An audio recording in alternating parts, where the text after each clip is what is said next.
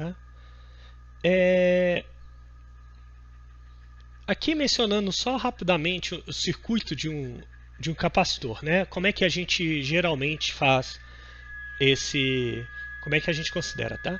Aqui eu estou falando de capacitor de placas paralelas, onde aqui eu estou dando a capacitância, eu não fiz a conta, mas a capacitância desse dispositivo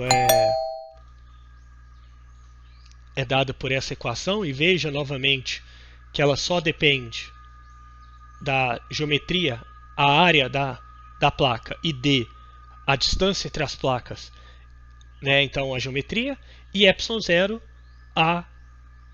o material que está entre as placas. Tá? Então, o que a gente geralmente considera? Tá? A gente considera que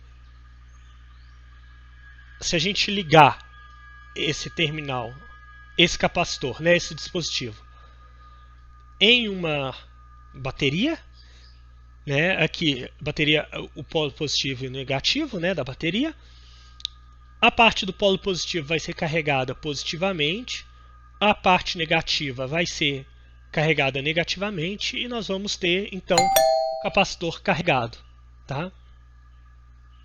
Então nós vamos ter isso aqui, o capacitor carregado. Geralmente, igual eu mencionei para vocês, tá? Na vida real, nós vamos ter que o campo ele sai de dentro das placas, ele sai de dentro do capacitor, né? De dentro do dispositivo, ele se espalha, o campo se espalha. Mas a gente desconsidera isso para todos os efeitos, tá? É uma ótima aproximação, na maioria dos casos, a gente considerar que o campo elétrico está confinado só dentro do dispositivo, tá? Igual aqui, por exemplo, está mostrando nessa figura. O capacitor, tá? Aí, se a gente for ver os desenhos de circuito, a gente vai ver que o capacitor são duas barras, tá? Do mesmo tamanho no circuito, tá? Então é como se a gente estivesse descrevendo esse capacitor de placas paralelas dentro do circuito, tá? Essa é a nomenclatura. E isso independe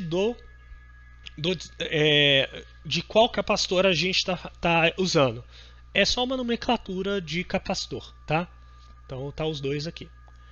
E a bateria, né? Que acredito que vocês já devem ter visto, né?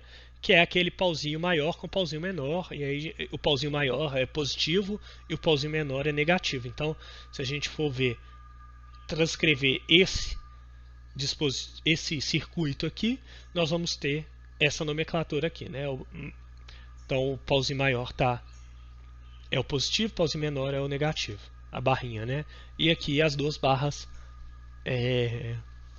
iguais, simbolizando os capacitores, tá? E aqui o dispositivo. E aí eu falei, esse dispositivo ele armazena energia, mas beleza. A gente vai ver alguns usos do capacitor, tá? No nosso dia a dia, tá? Um dos usos que é bem claro, né, direto o que está acontecendo, é um que a gente parou de usar, que é por exemplo, de flash de máquinas antigas, tá? Por que a gente usa isso? Para a gente ter o flash, a gente precisa de uma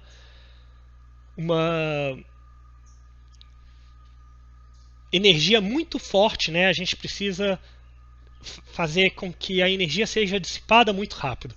Então, vários dispositivos que precisam desse tipo de comportamento, que é você armazena energia e aí você quer liberar ela rápido, a gente usa capacitores, tá? Então o flash de câmeras antigas é um caso desse. Eu não sei se algum de vocês já usaram esse tipo de equipamento, mas se vocês usaram, geralmente a gente precisa esperar o flash carregar. E é isso que a gente está esperando. A gente está esperando um capacitor carregar, né? Capacitores também são muito usados em circuitos eletrônicos, tá? Se você pegar uma placa qualquer de um circuito eletrônico, você vai ver que vai ter esses cilindros, tá vendo? Esse cilindro aqui azul, esses aqui, tem um pretinho aqui, ó, vocês estão vendo? Onde eu estou passando o mouse. Aqui também tem outro, tá vendo? Aqui tem um pretinho, um azulzinho e tal. Eu não sei se está dando para ver que aqui está aparecendo microfaraday, tá vendo? Esses cilindros, tá? Eles são capacitores dentro desse dispositivo, tá? Dentro desse circuito eletrônico. Aqui é um circuito eletrônico qualquer que eu peguei na internet, não tem nenhuma relação, mas é para mostrar para vocês que esse tipo de dispositivo é usado. Para que a gente usa isso em circuitos eletrônicos? Tem alguns sinais que são interessantes que a gente use, tá? A gente vai ver quando eu falar do osciloscópio. E tem alguns capacitores que também são usados para proteção. Eu não sei se algum circuito eletrônico queimou na sua mão e você abriu e foi ver o que aconteceu. Geralmente você vai ver que um desses está estufado. Ele estufou. Então isso quer dizer que ele queimou. E geralmente esses capacitores também são usados para proteção de circuitos. Igual como se fosse um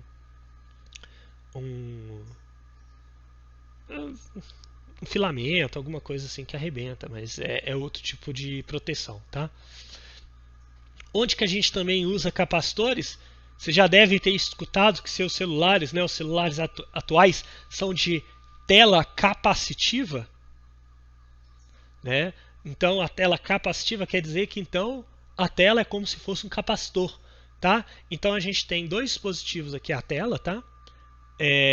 Pra gente a parte de toque da tela, tá? Então a gente tem dois terminais aqui que formam um capacitor, tá?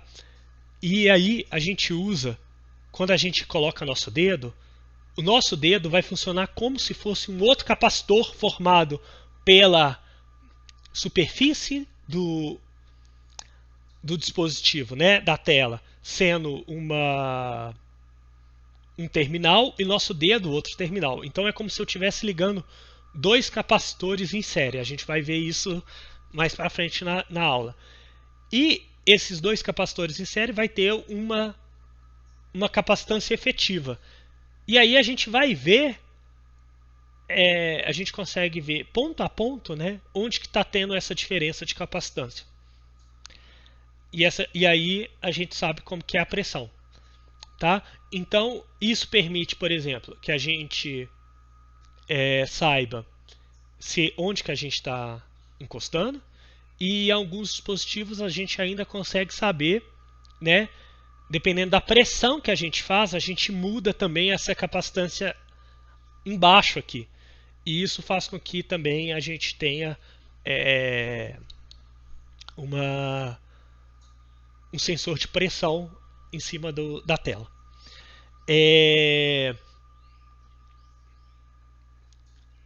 Aqui também fica claro por que a gente não consegue usar qualquer película, porque se a película mudar essas capacitâncias muito, a gente vai tirar a precisão do sistema, né? Porque isso aqui a gente tem a gente sabe mais ou menos como é que funciona a capacitância do dedo humano, e isso é padrão para praticamente todos os humanos, independente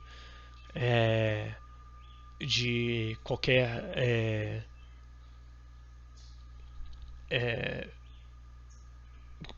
independente de fisionomia, de qualquer coisa, né? Se está suado ou não, se esse tipo de coisa. É praticamente o mesmo, não muda muito. Mas muda, por exemplo, se tiver com luva, essas coisas, aí é como se tivesse outro material, então muda também.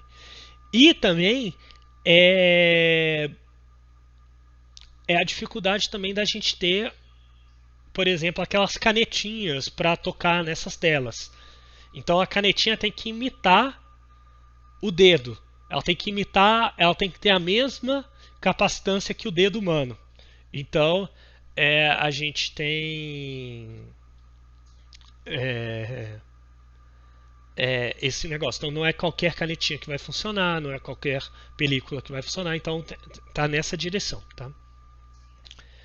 Outro uso dos capacitores é para circuitos de rádio, né, de antenas, né, para análise de antenas. A gente usa capacitores. A gente vai ver isso mais por final da matéria, tá? Quando a gente tiver na penúltima semana, que a gente vai ver outro dispositivo chamado indutor, que junto com o capacitor a gente consegue ver que esse circuito funciona como se fosse um sistema massa-mola, né? Então ele tem frequências de ressonância, e essas frequências de ressonância são dadas exatamente para a gente sintonizar o rádio, né? O que a gente está fazendo é ressonar então quando a gente coloca lá 100 FM, o que a gente está falando pegue essa frequência, né? 100 MHz. E também a gente usa, por exemplo, para analisar sinais, tá? Praticamente todo dispositivo que usa para análise de sinais, então o rádio é, por exemplo, um caso mais simples, mas dispositivos mais complexos, como um osciloscópio, né, que é mais fino, a gente tem também essa análise sendo feita. E aí o capacitor funciona como um filtro, porque pensa o seguinte: se a gente tem o capacitor carregado, ele chegou no limite, ele abre o circuito. Ele para de deixar passar corrente de um lado para o outro, né? Para de ter carga se movimentando. Então o capacitor ele também funciona com esse filtro de